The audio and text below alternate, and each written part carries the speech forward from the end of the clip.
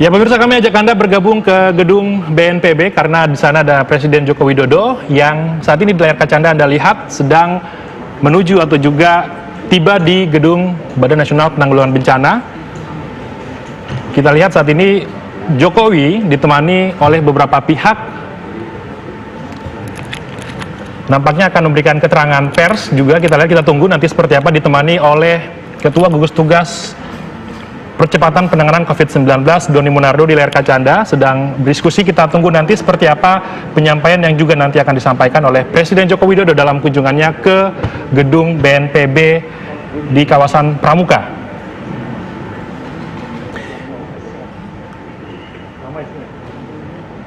Ya, kita tahu saat ini memang penanganan COVID-19 terus dilakukan ya, digiatkan karena ada beberapa wilayah yang akhirnya kini disebutkan menjadi epicentrum baru.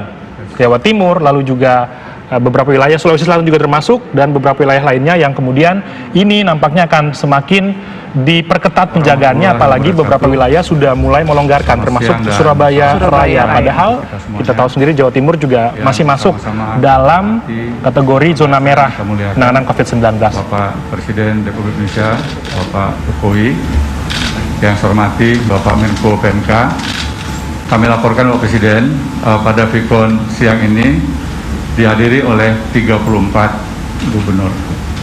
Kemudian juga seluruh menteri, Menko yang tergabung dalam unsur pengarah juga mengikuti acara ini Bapak Presiden. Kami laporkan Bapak Presiden, setelah kami mendapatkan perintah dari Bapak Presiden tentang program penanganan COVID, maka kami mencoba untuk merumuskan strategi. Mengingat salah satu poin penting dalam tugas itu adalah bagaimana gugus tugas bisa meningkatkan ketahanan nasional di bidang kesehatan.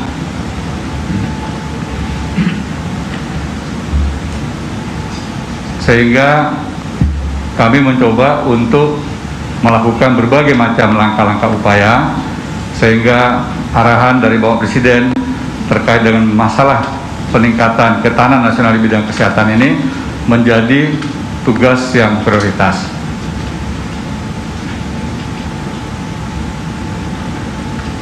Kemudian mengingat BNPB belum ada suatu organisasi yang membawahi masalah epidemiologi, kami menyusun sebuah struktur organisasi yang merupakan kolaborasi pentahelik dari berbagai macam latar belakang Bapak Presiden.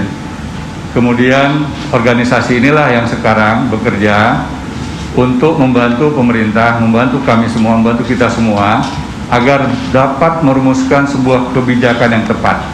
Sehingga langkah-langkah dan tahapan-tahapan yang dilakukan semuanya terukur berdasarkan data, berdasarkan kajian-kajian ilmiah. Kemudian selanjutnya dalam penanganan sistem Bapak Presiden, mengingat kalau kita hanya mengandalkan kesehatan semata, kekuatan kita terbatas. Dokter paru yang ada di negara kita jumlahnya kurang dari 2.000 orang. Artinya satu orang dokter paru harus melayani lebih dari 130.000 warga negara kita. Sehingga kami titik beratkan kepada upaya pencegahan. Nah, disinilah kekuatan kita, yaitu gotong royong, dan ini menjadi modal sosial kita yang terkuat Bapak Presiden. Kemudian pendekatan keilmuan melalui kemampuan di bidang kepakaran, baik itu kesehatan, epidemiologi, dan juga melibatkan teknologi, ini semuanya kami rangkum dalam suatu sistem Bapak Presiden. Tenaga medis, dokter, perawat, relawan, dan juga personel Polri dan seluruh prajurit TNI yang telah bekerja keras tak kenal waktu dengan penuh dedikasi dan pengabdian untuk pengendalian COVID. Tapi juga harus saya ingatkan bahwa tugas besar kita belum berakhir, ancaman COVID masih ada, kondisi masih dinamis, ada daerah yang kasus barunya turun, tapi juga ada daerah yang kasus barunya meningkat, ada daerah yang juga sudah nihil, dan perlu saya ingatkan jangan sampai terjadi gelombang kedua, the second wave. Jangan sampai terjadi lonjakan. Ini yang ingin saya ingatkan kepada kita semuanya. Dan situasi seperti ini akan kita hadapi terus sampai vaksin bisa ditemukan. Dan bisa kita pergunakan secara efektif. Karena kalau vaksinnya sudah ketemu, itu masih harus ada uji klinis, uji lapangan, kemudian juga masih harus diproduksi yang memerlukan waktu. Oleh sebab itu, kita harus beradaptasi dengan COVID.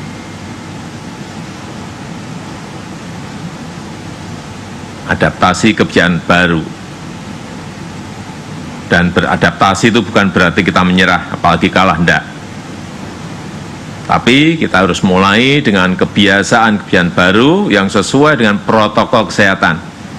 Sehingga masyarakat produktif, tapi juga aman dari penularan COVID. Dan tatanan baru tersebut harus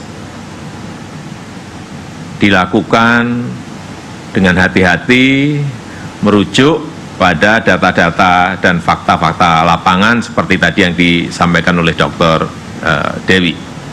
Datanya kita sekarang ada komplit semuanya. Dan saya minta nanti kalau data-data sudah sebagus itu, setiap hari diberikan peringatan pada daerah-daerah yang kasusnya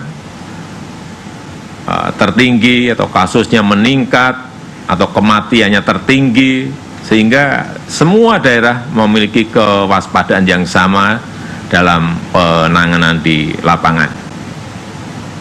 Kita juga telah menggunakan indikator-indikator yang lengkap berbasis saintifik sesuai dengan standar WHO untuk menganalisa data-data dari daerah. Tadi juga sudah disampaikan oleh Prof. Wiku, oleh Dr. Dewi, ada kabupaten zona hijau tanpa kasus, zona kuning daerah dengan risiko kecil, zona orange dengan risiko sedang, dan zona merah dengan risiko tinggi.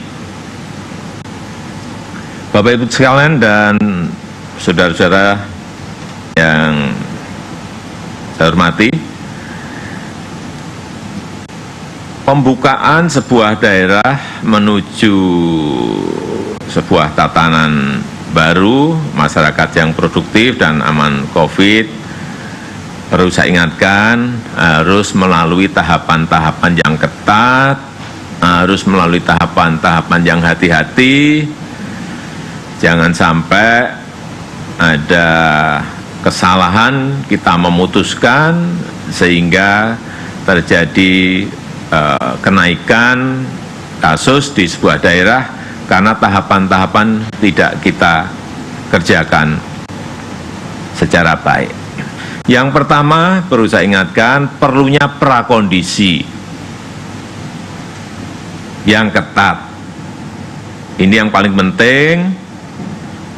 Sosialisasi kepada masyarakat sudah masif, sehingga bagaimana mengenai penggunaan masker, mengenai jaga jarak, mengenai cuci tangan, mengenai jangan masuk ke kerumunan, keramaian yang terlalu padat. Saya kira kalau ini terus disampaikan kepada masyarakat, diikuti tentu saja dengan simulasi-simulasi yang baik, sehingga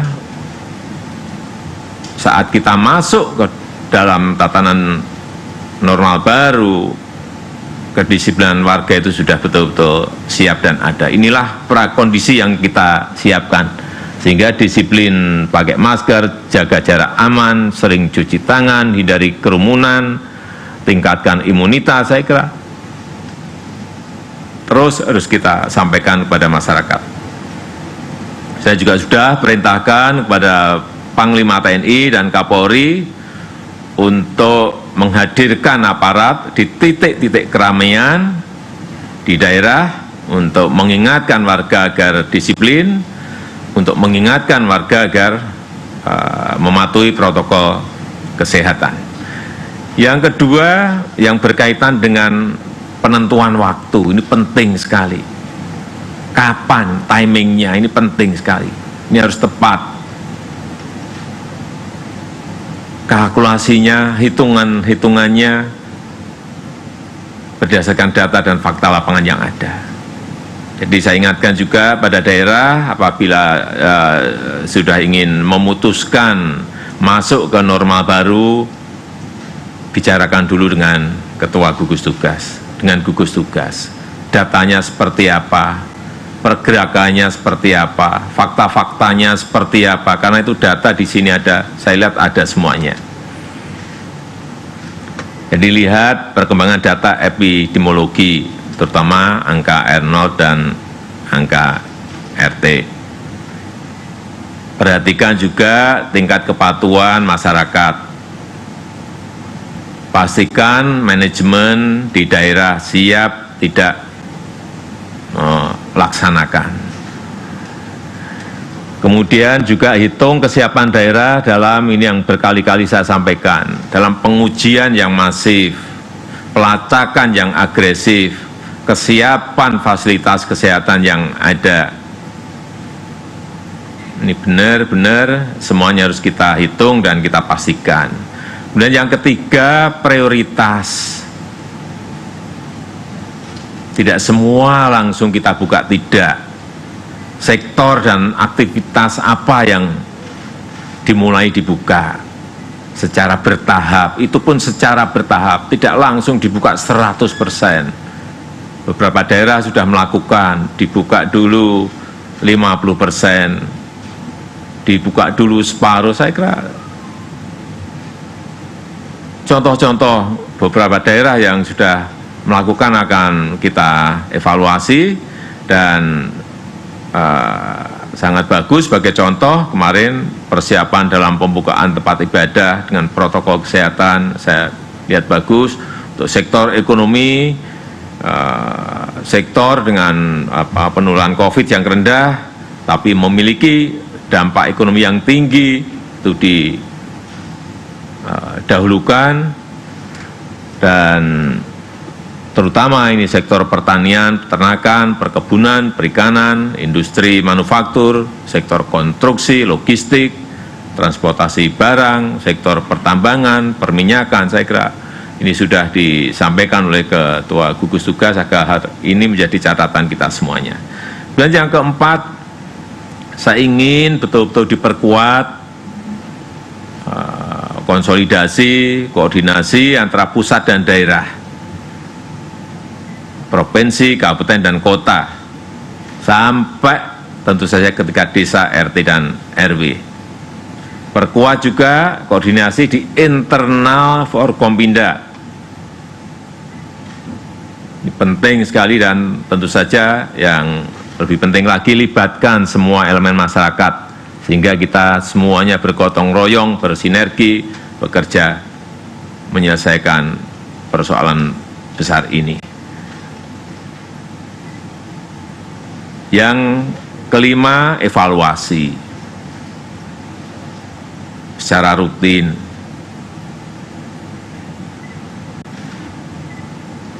Sekali lagi, meskipun misalnya sebuah daerah kasus barunya sudah menurun, hati-hati, jangan sampai lengah.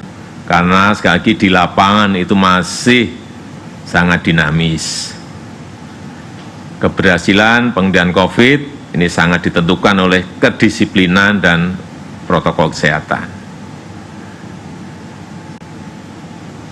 Perlu saya ingatkan, jika dalam perkembangan ditemukan kenaikan kasus baru, kenaikan kasus, maka langsung akan kita lakukan pengetatan atau penutupan kembali. Saya rasa tadi sudah dijelaskan secara baik oleh Ketua Gugus Tugas, oleh Prof. Wiku, oleh Dr. Dewi, hal-hal yang perlu kita lakukan dari data-data yang ada, saya kira kita harus semuanya optimis bahwa tantangan yang kita hadapi ini bisa kita kendalikan dengan baik, dengan harapan kita bisa menyelesaikan dalam waktu yang sesingkat-singkatnya sehingga kita bisa beraktivitas kembali. Saya rasa itu yang bisa saya sampaikan pada kesempatan yang baik ini. Selamat bertugas. Semoga Allah Subhanahu wa taala, Tuhan yang Maha Kuasa selalu melindungi kita semuanya. Terima kasih. Wassalamualaikum warahmatullahi wabarakatuh. Waalaikumsalam warahmatullahi wabarakatuh. Pak Presiden, terima kasih banyak atas semua pengarahan yang telah Bapak sampaikan kepada kami semua, baik untuk unsur